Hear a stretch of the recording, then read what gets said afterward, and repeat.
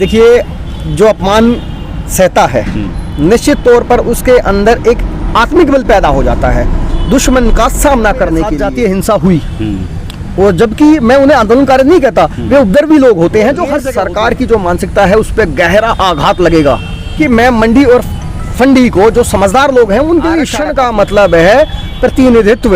रामदारी जी 4 बार देश के सबसे बड़े सूबे की मुख्यमंत्री, एक महिला मुख्यमंत्री मेरी बिरादरी से बनवा दी। आप क्या चाहते हैं कि मतलब उसे हम कब तक उसका नाम का तमगा ढोते रहे हैं? उसका पागल हो गई है, उसको ये दिखा। हिंद केसरी न्यूज चैनल टिकरी बॉर्डर लाइव। बार बार आंदोलन में आवाज़ उठती है कि आंदोलन एक जाति विशेष की तरफ केंद्रित होता जा रहा है। इसी मिथ्या को तोड़ते हुए आज हमारे पास संदीप शास्त्री हैं। ये अंतर्राज्यीय इनकी पहचान है। इनके संगठन के भी इनके बारे में पूछेंगे और दलित समाज को जिस तरह से जागरण करके और आंदोलन के पहले दिन से लगातार यहाँ पे जिस समरसता से युवा शक्ति इस आंदोलन में भाग ले रही है, आपको दिखाते हैं कि ज़मीनी स्तर पर आंदोलन के क्या क्या मजबूतियां हैं और उसके नींव के पत्थरों ने अपने इतिहास, अपनी मेहनत से कैसे रखें। हाँ जी, संदीप शास्त्री जी, आपका स्वागत है। डॉक्टर साहब, बहुत बहुत धन्यवाद आपका। कैसे हैं आप? मैं अच्छा हूँ। आप पहले दिन से आंदोलन में डटे हुए जी। हैं, तो क्या लगता है आपको आंदोलन में कि आंदोलन में क्या सभी का समावेश है इसमें? डॉक्टर साहब देखिए, आंदोलन की कोई जाति नहीं होती, कोई धर्म नहीं होता है। आंदोलन में ये ज़मीन और मिट्टी का आंदोलन है। जो लोग अपनी मिट्टी से प्यार करते हैं, जिसे हम माँ कहते हैं, जो लोग अपनी माँ से प्यार करते हैं, वो इस आंदोलन से जुड़े हुए लोग हैं। विशेष तौर पर मैं कहूँ कि जो आंदोलन का विरोध कर रहे हैं, तो आप कहीं ना कहीं देखेंगे उनके पीछे एक विशेष वर्ग काम कर रहा है, एक विशेष मानसिकता काम कर रही है, जो कि इस देश को तोड़ने वाली मानसिकता है। जो इस मिट्टी से प्यार करता है वो आंदोलन में आ गया, जिसका ज़मीर जिंदा है। आंदोलन से कौन ज़्यादा घबरा रहा है? सबसे ज़्यादा घबराहट किसको है? देखिए, आंदोलन से मैं अपने वाक्य को छोड़ के चौधरी छोटू राम की बात को दोहराऊंगा कि ऐ मेरे भोले किसान, मेरी 2 बात ले मान, एक तो बोलना सीख ले, दूसरा दुश्मन को पहचान। तो किसी ने पूछा कि चौधरी साहब ये कौन लोग हैं, तो उन्होंने स्पष्ट शब्दों में कहा कि मंडी और फंडी, उनके ये शब्द थे। तो इस आंदोलन की मैं आपको एक विशेषता बताऊंगा डॉक्टर साहब कि आंदोलन इतने लंबे समय तक चलने वाला आंदोलन, सभी धर्मों का आंदोलन, 7 महीने सभी जातियों का आंदोलन, जितने भी एलिगेशन किसी भी आंदोलन पे लगते हैं, उतना ही हर एक आंदोलन वो प्रभावशाली होता है।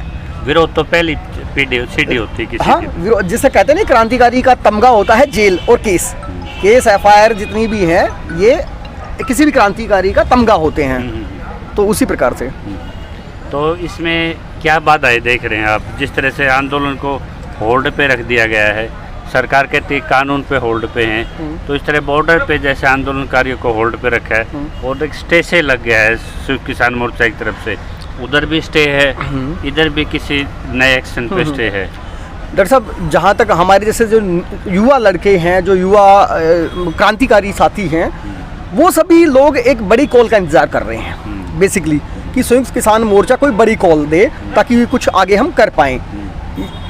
मौसम का प्रभाव आप जानते हैं कि गर्मी अपने चरम पे है, उससे भी कुछ इफेक्ट पड़ा है, लेकिन रोटेशन जो चलती है आंदोलन में, लोगों की आना, फिर दूसरे लोग आना, फिर तीसरे लोग आना। 2 राज्यों में कैसे सीमित होकर रह गए? नहीं, ऐसा नहीं है। पंजाब नहीं, ऐसा नहीं है। मैं ऐसा नहीं मानता कि 2 राज्यों में आंदोलन सीमित है। मैं नहीं मानता ऐसा, क्योंकि धरातल पे आप जाएंगे तो ये जमीन की लड़ाई है और ये लंबी दूर तक जाएगी। केरल में, तमिलनाडु में, आंध्र प्रदेश में, छत्तीसगढ़ में, महाराष्ट्र में। आपने 5 स्टेटों के नाम लिए हैं जी।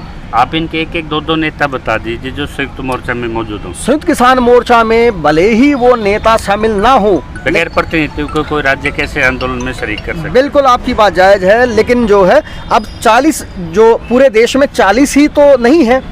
मेरा एक व्यक्तिगत विचार है, संयुक्त किसान मोर्चा का अगर कोई संघर्ष का साथी मैं कहता हूँ, वो अगर इस चीज़ को सुने तो इस पे 40 की जो संख्या है उसे मेरे हिसाब से 60-70 और आगे बढ़ाया जाना चाहिए। मुद्दे और प्रसार बढ़ना चाहिए। हाँ बिल्कुल, प्रसार, क्योंकि आंदोलन भी तो बढ़ गया ना।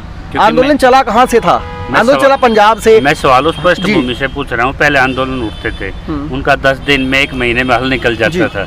ये अनियंत्रित होता जा रहा है जी, और फैलता भी जा रहा है जी, और विश्व में भी इसके परिणति देखे जा रहे हैं। स्पेन में इसे आंदोलन के चलते MSP कानून बना, बिल्कुल। तो इसलिए इस आंदोलन को आप और आंदोलनों का अलग रख के देख सकते हैं। देखिए, हम लोग जो है धर्मों जातियों में बटे हुए लोग थे, तो अभी तक सरकारों ने ये सोचा कि ये लोग ऐसे ही बटे रहेंगे, जबकि वास्तविकता उन्हें पता चलती है यहाँ बॉर्डरों पे आकर के कि यहाँ जो आदमी अपने घर से आ गया वो अपनी जाति, अपना धर्म, अपना वर्ग छोड़ करके यहाँ आ गया एक आंदोलनकर्ता के तौर पे।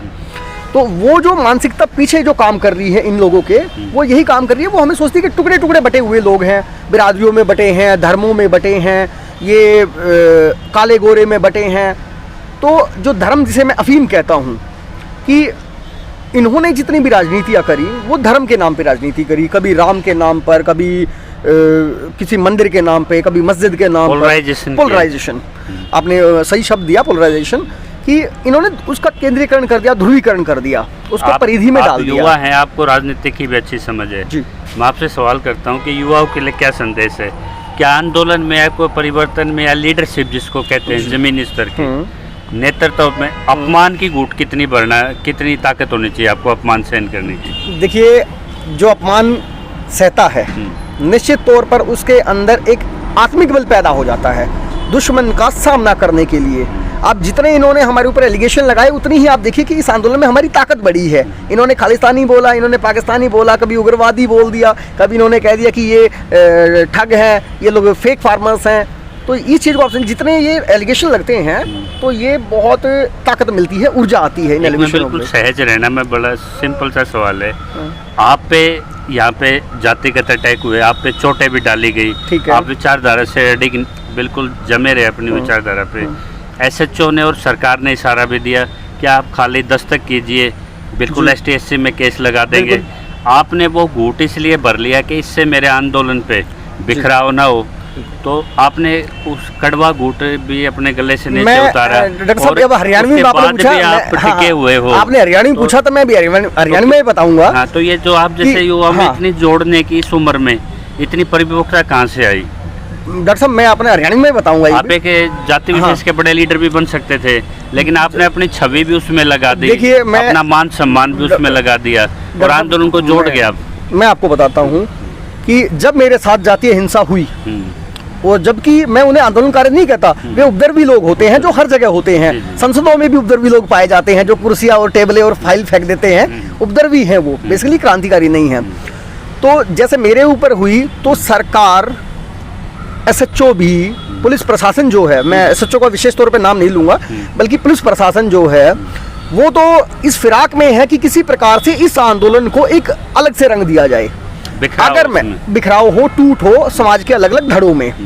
जैसे कि आप मानते हैं, और सच्चाई में कहना चाहूँगा बल्कि, कि जो दलित समाज, जिस बिरादरी से मैं आता हूँ और जिस तबके से मैं आता हूँ, वो अभी पूरा खुल के निखर के इस आंदोलन में भी टूट के नहीं पड़ा है। मैं कहता हूँ टूट के पड़ने वाली बात, और हरियाणवी में कहते नहीं कि अभी टूट के पड़ रहा है।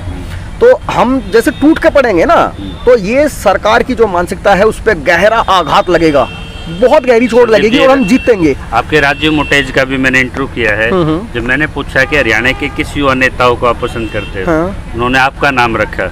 अच्छा, कि मुझे उससे संदीप शास्त्री पे नाज है, गहराई है, परिपक्वता है। 56% जो खेती होती है हमारी, वो दूसरे के खेत पे बहुत जोत करते हैं, वो खुद ओनर नहीं करता जिसका बिल्कुल सही बात, बिल्कुल सही। तो उसमें 36 कौम के जो श्रमिक हैं जो खेती पे आधारित हैं, वो बटाईदार होते हैं। तो ये चोट सबसे ज्यादा, जब आज देश का कृषि क्षेत्र 56% वो बटाई वाले कर रहे हैं, बिल्कुल, और उन्हीं के लिए सड़कों पे आंदोलन है। तो क्या संदेश वहाँ तक नहीं पहुँच पा रहा क्या? बिल्कुल, संदेश वहाँ तक नहीं जा पा रहा है, क्योंकि अब आप कहेंगे कि जातिगत आप बात कर रहे हैं। देखिए, मैं मंडी और फंडी को, जो समझदार लोग हैं उनके लिए इशारा काफ़ी है। उनके बहकावे में आकर के जो OBC तबका है, इसको डॉक्टर साहब समझिए कि डायरेक्ट जो है OBC तबके ने SC ST और इन पे अपना हक जताया, या अपने बड़े भाई की ने जो क्रिएट कर रखा है सिस्टम, उसी तरह से बिल्कुल। वो कितनी बात आ रही है आपको इसको जैसे आंदोलन में जोड़ने के लिए? मुझे बहुत ज़्यादा इसके लिए संघर्ष करना पड़ रहा है। हमारे लोग इस भय से निकल नहीं पा रहे हैं कि ये तो वही लोग हैं, कल को हमारे ऊपर हमला कर देंगे, कल को हमें गांव से बाहर निकाल देंगे, हमें बोल देंगे हमारे खेतों पे मत आओ। मतलब कि उनके मन में ये भय ज़्यादा है कि तू हमारे खेत में मत जाइए। जा रहे हैं नहीं, और डालने वाला कोई तीसरा आदमी है जिसका इस आंदोलन से लेना देना नहीं है, जिसका इस आंदोलन क्या इस धरती से लेना देना नहीं है, कि वो इस मिट्टी से लगाव नहीं रखते। किसान की जगह अपना किसान खड़ा कर दो, दलित की जगह अपना दलित खड़ा जी। कर दो, अध्यापक कर्मचारी की जगह संघ शब्द लगा के अपना खड़ा कर दो, जी। तो पक्ष भी अपना हो, विपक्ष भी अपना हो। तो जो वास्तव जिन लोगों का देश है ये, हाँ 82 करोड़ जिन लोगों का जो कुचले हुए हैं, बीपीएल हैं या भूमिहीन हैं, 5 एकड़ से नीचे सभी भूमिहीन हैं। हाँ। तो आज ये भूमि सिमटती जा रही है। तो आज इतने बड़े वर्ग का है कि भी खेती कॉरपोरेट करे या जो देश का बहुसंख्यक जो कृषि है, जो कहता है किसानी मेरा जी, धर्म है, जी। वो लोग करें। तो एक बड़ी लक्ष्मण रेखा खींची जा रही है। भाई खेती आगे करेगा कौन? इसमें खेती तो होगी विकसित, डेफिनेटली विकसित होगी, होगी, बिल्कुल विकसित टेक्नोलॉजी आ रही है। तो ये मालिकाना हक पे सिर्फ शिफ्ट होना है। डॉक्टर साहब हो corporate क्या रहा मालिक रहेगा है या कि मतलब 82% देखिए लोग। किसी भी जंग के लिए 3 बेसिक कारण माने जाते हैं अपनी लोकल भाषा में, जर जोरू और जमीन के ऊपर झगड़े होते हैं। अभी तक इन सरकारों ने क्या करा, चाहे उसमें कांग्रेस भी हो, चाहे उसमें बीजेपी हो, चाहे कोई सी भी सरकार बीच में आई हो गई हो, इनने क्या करा, इनने कदे धर्म के नाम पर लड़वा दिए, इनने कदे क्या करा जात के नाम पर लड़वा दिए। अगर भाई दलितों को ओबीसी से लड़वा दो, ओबीसी को इससे लड़वा दो, ये कंसेप्ट चला। जाट आंदोलन का मैं समर्थन करता हूँ क्योंकि इनकी जितनी आबादी उतना उनको वो दे दो भाई, उतना प्रतिनिधित्व भी तो होना चाहिए ना भाई, जितनी आबादी उतना प्रतिनिधित्व होना चाहिए। अब कुछ लोग इस बात को आरक्षण वाइज देखते हैं, जबकि आरक्षण नहीं है। आरक्षण का मतलब है प्रतिनिधित्व। रामधारी जी का नाम सुना है आपने? रामधारी खुदा से विधायक भी रहे। जी। हर एक राजनीतिक पार्टी ने 3-3 पीढ़ी से वर्ग पाले हुए हैं। बिल्कुल सही बात है। SC, ST, रिजर्व बिल्कुल, सीटें। बिल्कुल। तो जब आप कोई जागरण करना चाहते हैं, एक परिवर्तन करना चाहते हैं, तो जो आप इस तरह के जो लीडरशिप हैं आपके पीछे देखते हैं, डॉक्टर क्या साहब, वो परिवर्तन में कुछ मददगार हैं? डॉक्टर साहब वो लोग ये चाहते हैं, मैं आपको बताऊं, अपनी राजनीतिक रोटियां वो सेक लेना चाहते हैं। आप मान लेना इस बात को। उनको वर्ग और दलित समाज से उन्हें कोई लेना देना नहीं है। मैं एक बड़ी बात कहता हूं कि 4 बार देश के सबसे बड़े सूबे की मुख्यमंत्री, एक महिला मुख्यमंत्री मेरी बिरादरी से बनवा दी। आप क्या चाहते हैं कि मतलब उसे हम कब तक उसका नाम का तमगा ढोते रहे, उसका झंडा उठाते रहे? कोई नया चेहरा, कोई नए लड़के निकल के आएंगे। भाजपा के साथ समर्थन के लिए तैयार है वो। भाजपा के साथ मतलब कितनी बड़ी ये उसकी मंदबुद्धि। मैं एक तंज कसता हूँ कि इतनी पागल हो गई है, चाहे इसके लिए जो भी मुकदमा हो मैं देखने उसके लिए तैयार हूँ। वो इतनी पागल हो गई है, उसको ये दिखाई नहीं दे रहा है, उसकी राजनीतिक समझ पर मैं मानता हूँ एक कुठाराघात है ये कि उसकी राजनीति समझ उभर नहीं पाई है। उनको अभी हमें और समाजों से मिलने की बहुत ज़रूरत है, उनके साथ बैठने की ज़रूरत है। आप हम पढ़े लिखे समाज से लोग हैं, अभी लोग पढ़ गए तो लोग आपस में, आप देखिए सामाजिक दायरे टूट गए हैं। जी, जी। एक साथ बैठते हैं, खाना खाते हैं, होना भी चाहिए। हाँ। और जो कुछ पाखंडी लोगों ने हमें मूर्तियों के पीछे लगा दिया, हम धर्म के पीछे उनका झंडा बेवजह उठाए बांध रहे, वो धर्म तो मैं नहीं मानते हैं। उनका रंग एक, DNA एक, बिल्कुल सही उसमें बात भी है। डिफरेंस करने में कामयाब बिल्कुल रहे। बिल्कुल बिल्कुल। यूपी मिशन को कैसे देखते हैं आप? यूपी मिशन कहीं ना कहीं मैं इस चीज़ को थोड़ा सा हल्के में मानता हूँ, क्योंकि यूपी को डिवाइड करने की सारी जो ग्राउंड नहीं, ऐसा हो क्या रहा है डॉक्टर साहब कि राजनीतिक समझ ये कहती है, खासकर मेरे जैसे नए शिक्षक, नए विद्यार्थी की जो अभी सीख रहा है राजनीति और आंदोलन और इस तरह के प्रकरण, वो ये कहती है कि हमें विशेष तौर पर जो हम आंदोलन में एक्टिव लोग हैं, हम लोगों को अपने जो पिछड़े हुए लोग हैं, अपने जो छूटा हुआ समाज है, उसको अभी हम जोड़ नहीं पाए हैं पूर्णतः। ये मैं कमजोरी मानता हूँ। बिल्कुल ग्राउंड रियलिटी है। अब हम यूपी की जहां बात करते हैं, यूपी में कास्ट फैक्टर, धर्म फैक्टर ये मायने रखता है, ज़्यादा है। आप देखिए किराना में दंगे हो जाते हैं, कभी कहीं दंगे हो जाते हैं, फसाद आते हैं। आसान है पार्टियों के लिए कराना। हाँ, बड़ा सेंसिटिव माने जाते हैं ये कि कभी गंगा के नाम पे करा दो, कभी इसके नाम पे करा दो। असली मुद्दों से भटक कर लोग धर्म के पीछे, धर्म की जो अफीम चाट करके वो इससे देश का नुकसान कर रहे हैं। आपने राजीव दीक्षित के साथ काम करने का मौका मिला है। बड़ा मेरे को उन्होंने सौभाग्य है मेरा। कॉर्पोरेट के सामने अपने स्वदेशी का नारा लेके आए। यदि आज राजीव दीक्षित होते तो वो पहली पंक्ति में आंदोलन के आगे खड़े रहते। और जिन्होंने राजीव दीक्षित का हरण किया वो आज सबसे बड़े लाला बन गए, बिजनेसमैन बन गए। देखिए आज वो सत्ता के साथ खड़े। हाँ, बिल्कुल। वो व्यापारी है, यदि वो उन्हें आप विचार उनके कपड़े के, उनके शरीर पे जो कपड़ा है उसके रंग पे आप मत जाइए, वो लाला है। विचारधारा कोई नहीं है, उनकी कोई विचारधारा नहीं, उनका विचार है एकमात्र पैसे वो कमाना। तो अपॉर्चुनिस्ट कहते हैं, अपॉर्चुनिस्ट कहते हैं उसके, मौका पर अवसरवादी। उन्हें, उनके लिए शब्द है अवसरवादी, कि वो लोग अवसरवादी हैं। अगर यही चीज मान लीजिए कि अगर ये कपड़ा मुझे 60 रुपए में उपलब्ध है तो वो इसे 60 में ही बेचेंगे, बस इसके ऊपर स्वदेशी लिख देंगे कि ये स्वदेशी है।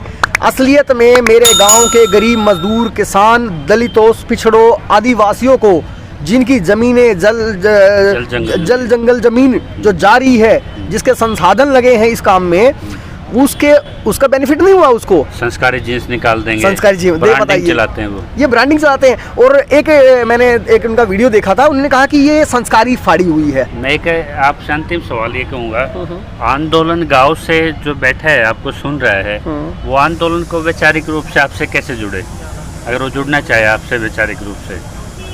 हम आपका नंबर भी डिस्प्ले कर देंगे स्क्रीन पे, आपके विचारों से वो कैसे जुड़ के इस आंदोलन में, गांव में घर बैठ के भी अपनी सक्रियता इस आंदोलन में दिखा सके? डॉक्टर साहब देखिए, जुड़ने के लिए शरीर ही जरूरी नहीं है, मानसिक विचार बहुत बड़ी ताकत है। कि ये जो आंदोलन है ये विचार से ही तो पैदा हुआ। क्या संदेश है जो गांव में आपको सुन रहे हैं, जुड़ना चाहते हैं? देखिए साथियों, मैं तो बहुत दुख मानता हूँ इस बात का कि जिन लोगों के लिए आंदोलन है, विशेष तौर पर दलितों के लिए, जिनके पास खुद की भूमि नहीं है और वो किसी दूसरे की भूमि, अपने और किसी साथी की, भाई की, उनके साथ हम रह करके एक बराबर के बलद की तरह कमाई, ये दोनों तरफ से काम चलेगा। उनको भी आगे हाथ बढ़ाना पड़ेगा और आपको भी आगे आके कदम उठाना पड़ेगा। जैसे मैं आया तो मेरे पीछे एक बहुत बड़ी टीम आई, उसी प्रकार से आप लोग आएंगे तो एक समाज जागरूक होगा। और ये जो लोग आपको भड़का रहे हैं, ये आपके अपने नहीं हैं, ये ना आपकी मिट्टी के हितैषी हैं, ना ये आपके खून के हितैषी हैं।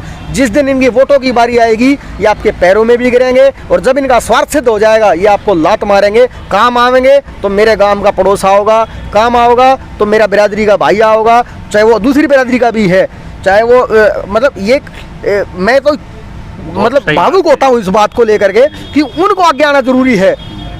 कि आपकी जो सामाजिक संरचना है उसमें आप किसी से भूखा नहीं मरा होगा। लॉकडाउन में कितना ही कुछ हो, गांव का कोई भी आदमी भूखा नहीं मरा होगा। शहरों की जो ये चकाचौंध, मैं जिन्हें मैं कहता हूं कि पत्थर के जो जंगल है, पत्थर के जो जंगल है, यहाँ से लोग भाग भाग के उन्होंने गाँव में शरण ली है। गाँव में कोई भूखा नहीं मरा, गाँव में लोगों ने आपस में मदद करी। आज भी आप देखना जो प्लेजरी मॉडल है जिसमें आपके आटा, दाल, सरसों का तेल है, अगर ये कॉर्पोरेट के हाथों में चला गया सर, क्या ये कंटिन्यू रहेगा आगे? मैं आपको बता दिया है, एक खासकर विशेष तौर अपने बिरादरी के लिए कहता हूँ, और मतलब अपनी बिरादरी क्या, उन लोगों के पास जिनके पास खुद की जमीन नहीं है। आज जो ये न्यूज़ सोचा है ना, अगर भाई हम 4 साल में भैंस पाल लेंगे, टारगेट पीडीएस कर दिया गया है, इतना बदलाव हो चुका है, बिल्कुल 8 करोड़ की कटौती हो चुकी है। बिल्कुल, आज ये न्यूज़ सोचा है ना, अगर भाई हमारा आंदोलन नहीं है, ये तो जमींदारा का है, ये तो एक हमें राशन ऐसे ही मिलता रहेगा, हमें ऐसे कुछ नहीं मिलने वाला है, इसमें भी स्कैम है।